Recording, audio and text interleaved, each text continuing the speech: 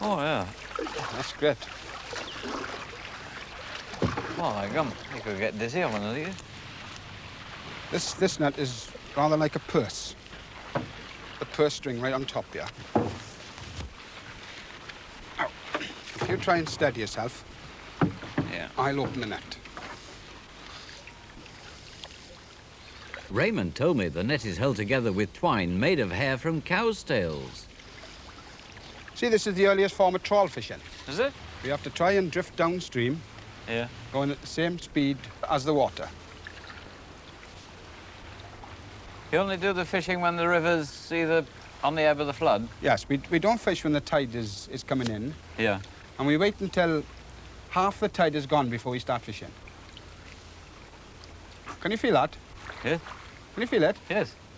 Is it a fish? Feel it? It's Hey? on your side, look. Have you got one? God heavens. Oh! Is it a big one? Oh, that's lovely, isn't There it? it goes, catching bait. Fantastic. It's lovely. Anyhow, Raymond, many thanks. Bye, John. Bye-bye, Malcolm. Ta-da. Oh, get some chips done.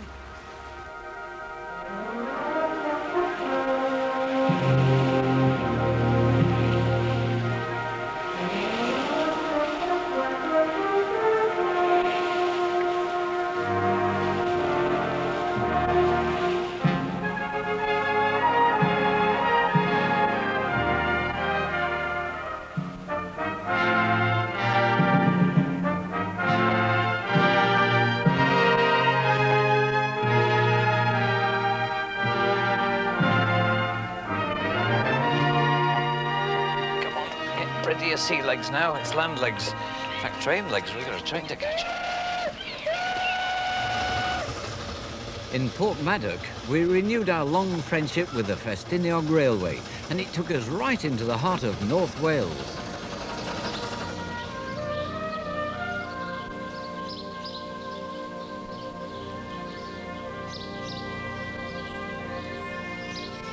We decided to spend a few days exploring and stretching our sea legs.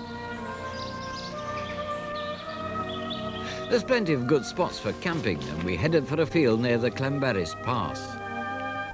But the weather in the mountains can be bright sunshine 1 minute, and before you can say put the tent up, it's raining buckets and blowing a gale.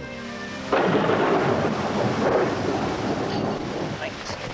There's the poles. Right. Now get the tent up. Hang on, I've got to find the bit at the bottom. Chippy, come back. Where are you going?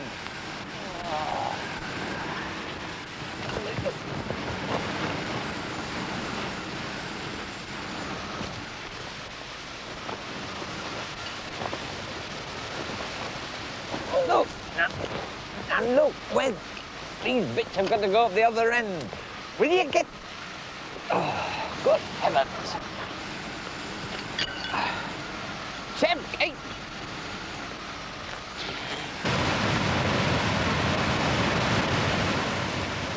The Snowdonian Mountains have been the training ground for many Himalayan expeditions, and climber Peter Crew offered to help me come face to face with a mini Everest.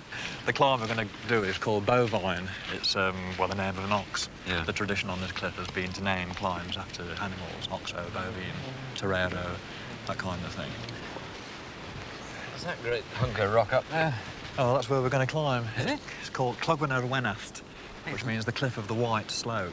It's leaning over that way a bit. Well, though, it's isn't very, it? very steep, yeah. Is it well, the climb- easy, difficult, or impossible? Well, it's graded very severe, which Is isn't it? hard by rock climbing extenders, but I think you'll have a bit of a struggle at it.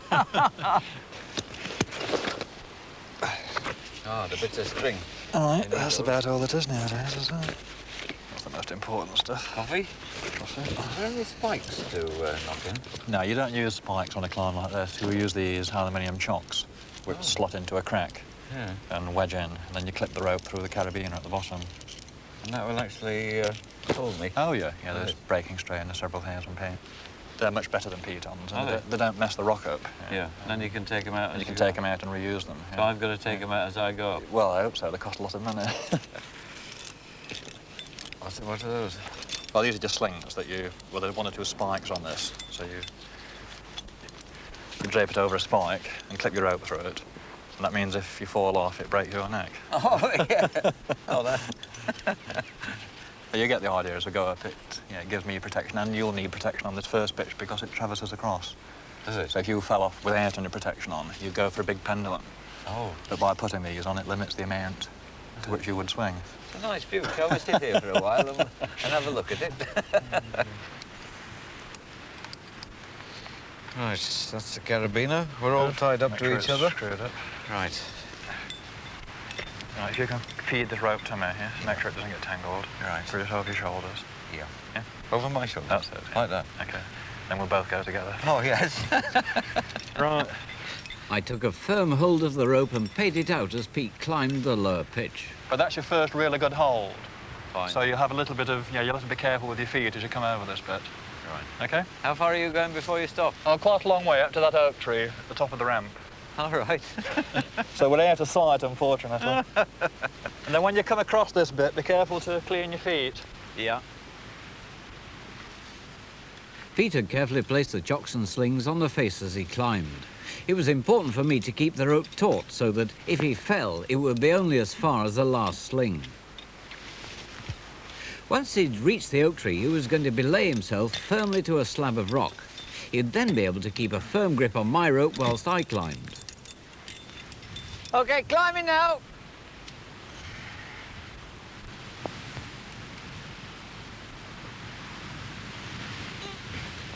Well, I was climbing now. I think I've come to a sudden stop. I need another handy hole. Don't let go of the rope now, whatever happens. I'm in a quandary. Were you saying something? Climbing again.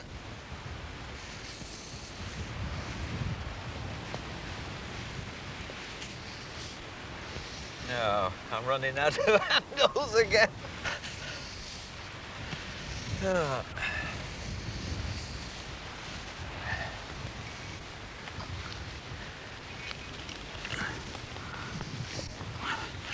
I don't think you're supposed to let 2 feet off all at the same time, but I did. Right, now up here. Now, the small finger hold for your hands on the ledge, and you've got to get your feet quite high up. And there's not a good hold on the wall above until you get more or less standing up on the ledge.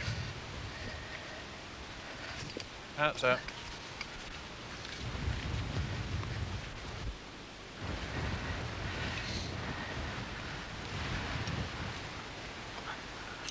I don't think you're supposed to hop from one foot to the other, are you? No, that's exactly what you do. Hold on. Ah! Right, Pete. That was the easy bit, you said. Oh, indeed, yeah. But this bit, I mean, where do I put my hands and Well, feet? I'll show you when I'm up there, but there is a trick. You've got to put your finger upside down in a hold, Yeah. and then you lean out on that and swing round the corner. I don't think my So, fingers your will... finger, you've got to decide which finger is strongest.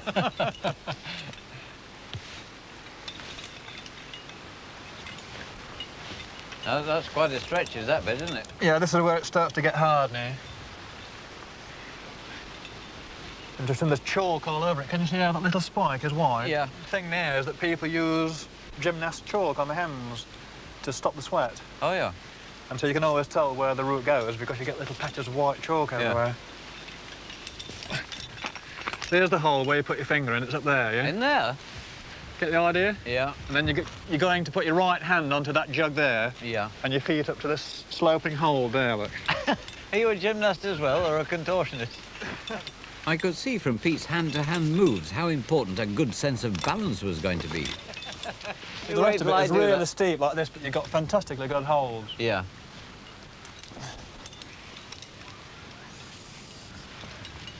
I like the little jump there.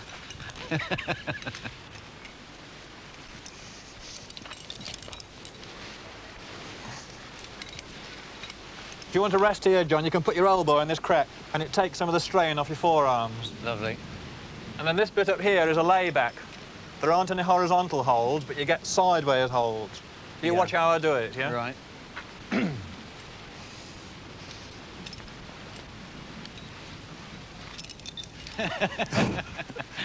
Well, I'll tell you if and when I get to the top.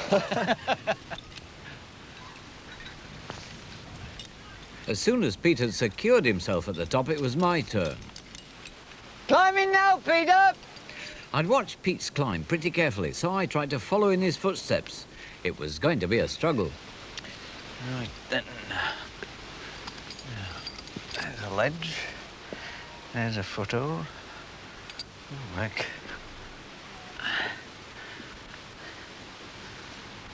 Oh, the spike. Yeah.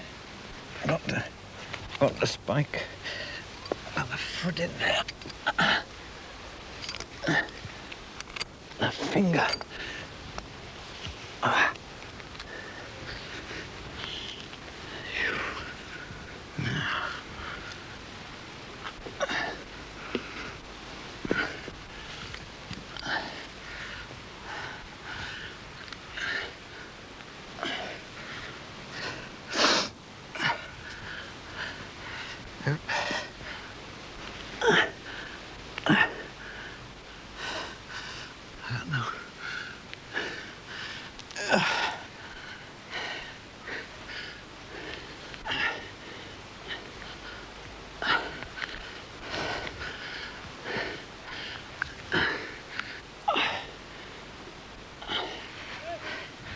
Hang on.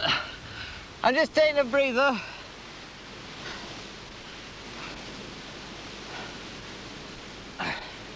Right.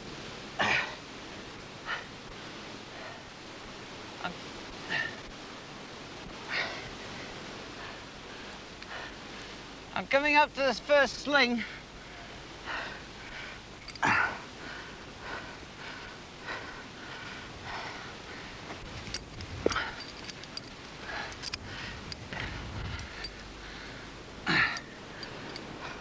I had reached the toughest part of the climb, and the holes seemed to disappear into the rock face. Just having a rest. I could now see why the climb was called the bovine. You need the strength of an ox to get up the face. I seemed to be all bones and no beef, despite all the encouragement from Shep down below. Then I got my second wind, and as I climbed the final pitch, I caught sight of Pete belaying me at the summit. I was 60 meters above the ground and almost full of confidence. Near the top.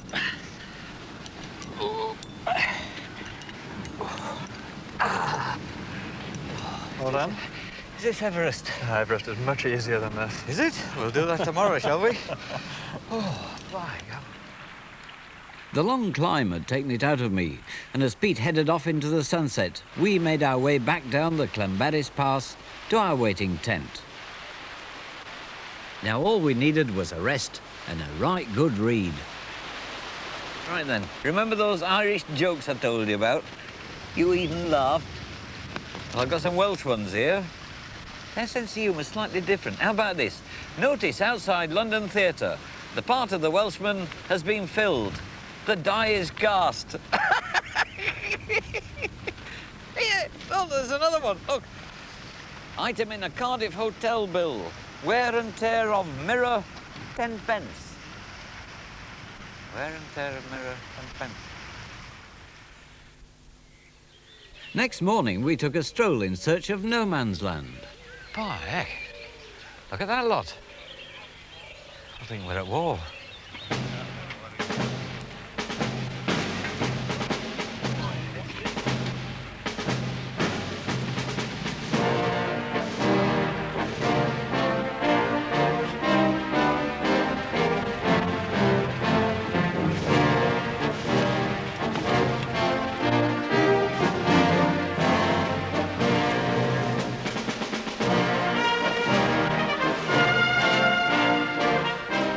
At first, I thought we walked onto the set of my favourite TV programme, MASH. But it was the Grange Cavan Military Museum having a field day. I reported for duty, and one of its officers, Tony Pearce, broke ranks to give me a guided tour. Yeah, these are the World War II Jeeps, of course, John, that Fords and Willis made, actually, during the war. Yeah. But you didn't know, though, that they only had a life expectancy of 2 weeks. Is that all? That's all they had, yes. And as you can see, How long's this one lasted? well, this was built in about 1943, luckily. It's lasted all this kind of time. As you can see, generally about our camp, which we attend quite regularly, these kind of meetings, there's all kinds of Jeeps, both Ford and Willis Jeeps, done up in different kinds of styles. Some of the lads like different ideas, like this lad over here, for instance. He's into the military police side of things. Oh. And as you can see... They're all privately owned? Yes, but a lot of them are housed in our military museum. Yeah.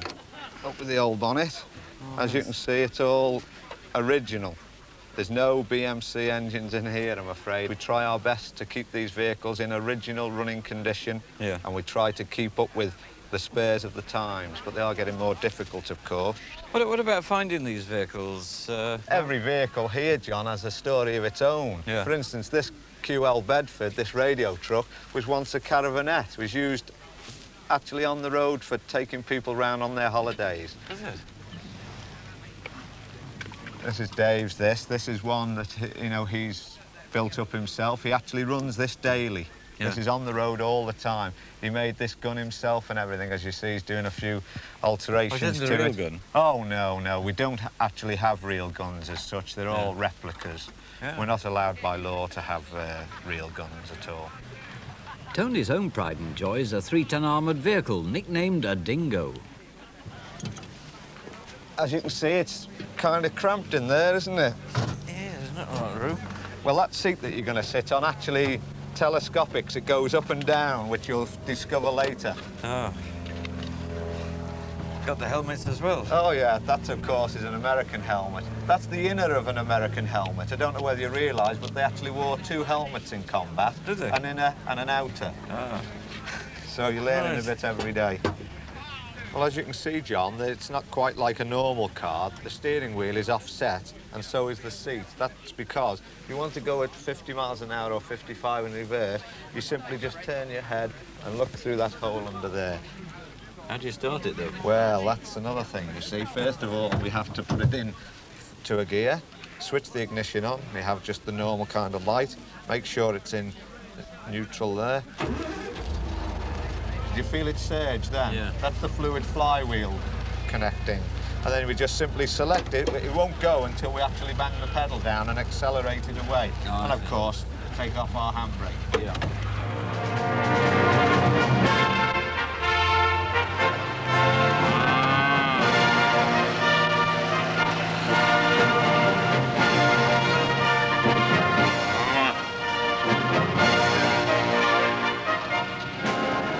My spell of active service in the dingo turned out to be a great success. The whole battalion watched me drive past and then joined in for the final scramble.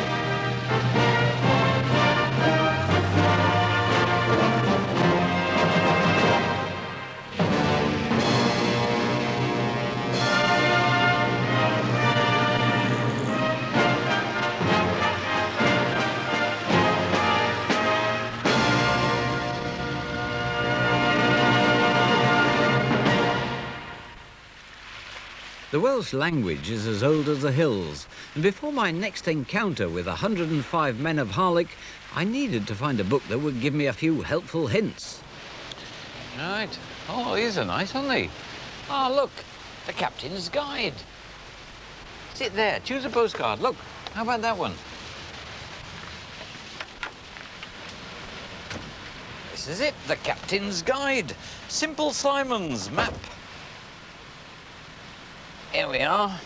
First lessons in Welsh. Bore-da, good morning. Yaki-da, good health. Nos-da, good night. My appointment at Blaenau Festiniog was with Mr. Merion Jones, choirmaster of the Brwthoniaid Male Voice Choir. Wait till they hear my rendering of Soswan Baka Mariana Tanu. We were there, ready to rehearse as the clock struck 4.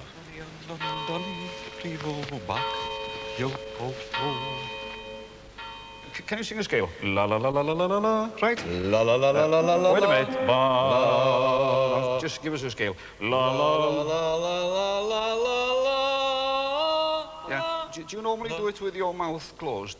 I don't normally do it I mean, at all. the idea is la. You know, you've got to yeah. La. Yeah, this is going to be a problem. La. That's better. Right. La. That's the commencing note. La la la la la la la la. Yeah, you're a bit reedy, you know. Yeah, try and make a cavity of your mouth. You know, they should come this way. It should echo through my Yours head. is It's just hollow. coming out, doesn't resonate anywhere. No. You know. Never mind. Anyway, let's worry about the words for a minute. I'll read it one line and you repeat it, okay? O mor Omar. cereal. Cereal. That's good. Not cereal, cereal. Cereal. Omar. Cereal. Gwena seren. Gwena Sarum. Good. Ar hyd y nos. Har hyd y nos. Remember that line because that Ar hyd y repeats nos. itself quite a lot. Ar hyd y nos, right? Ar hyd y nos. You sound like a Frenchman, you're nasal. And the next thing, obviously, is there's a tune involved. And we'll probably do this in bits, I think. Yeah. You know. Just try and do this after me now. Right. La la la la la la la la. Can you do that much? La la la. No, no, no. La. That's right. La la la. Don't shout so much. You know, it says here smoothly, tenderly, and flowingly. Try it by yourself once. La la la la la la. No, not quite. La la. You're reading those dots, aren't you? Yeah. La la la la la la la la. You know, you've got a bad habit of doing this. You know, la la la. But you know, create a cavity so that.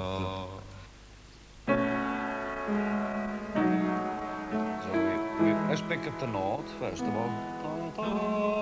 O mor cereal gwena seren ar hyd y nos. Let's do it once again, just to make sure you've got that. You know. That's right, smile when you do it.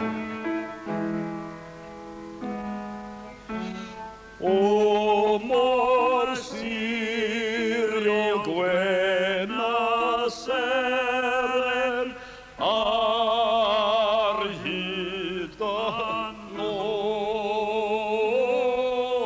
I like the beer. Yeah, anyway, you've heard the saying, it'll be all right on the night. I have a feeling they'll be calling you Tito before long. Honestly, I'm very impressed. Tito. No, I'm very impressed actually with the. You know, we've only been at it 7 hours. It's been, you know. You're the only person who's ever been impressed with me singing. Really.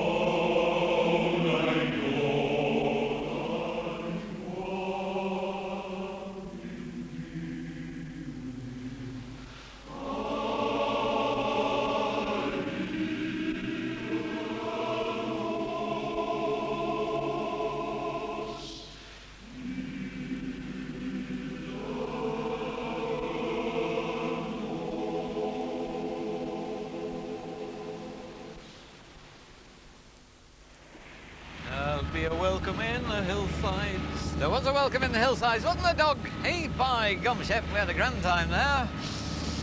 Welsh Border Collie, you did us proud. Kept up the name of Wales. Now then, where are we going?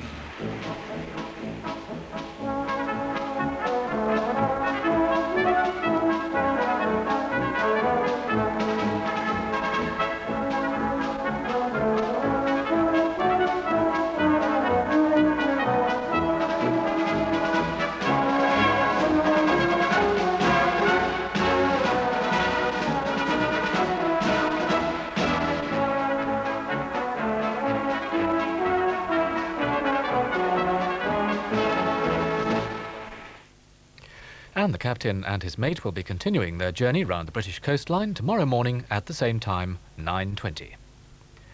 In just over 10 minutes, more ideas of things to do in Why Don't You? Now on BBC One cartoon comedy with Mighty Mouse, whose powers are severely tested by a magic wand.